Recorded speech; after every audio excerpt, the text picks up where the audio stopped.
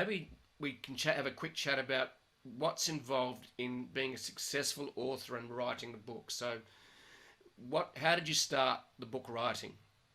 So the way that the book started was I had written a series of blog posts over the years on just on my website, and for SEO purposes and for traffic, and that actually worked quite well at the time. SEO was a lot easier than it is now. Now it's become much more technical, much more competitive, and all of that. But anyway, that aside, I had written, I think, probably about 100 articles, which is not that much when it comes to SEO. Now people churn out thousands and thousands of articles. And basically, I took some of my best performing blog articles and I used them as seeds for my book. So I looked at what some of the most high performing articles were. So they were around direct response marketing, what is marketing, what is a brand, all the basic stuff that a business owner would want to know when they were thinking about marketing. And so I basically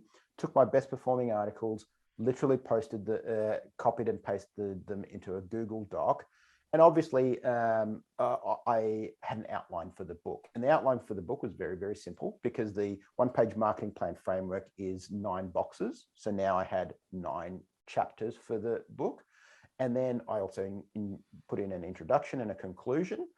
And then I started using the blog posts as seed material. So I would say that the blog posts altogether probably made up maybe in aggregate, maybe 50% of the book. And then I filled in the rest over a period of about 30, 40 days. I wrote like a madman. I spent about 30, 40 days writing, 16-hour days, writing, editing, putting that together. And then I got the version 1 of the book out there, which was really bad, had lots of grammatical mistakes, had typesetting errors, had all sorts of stuff, but I just had to get something out there. Otherwise I would have procrastinated on it for another 2 years.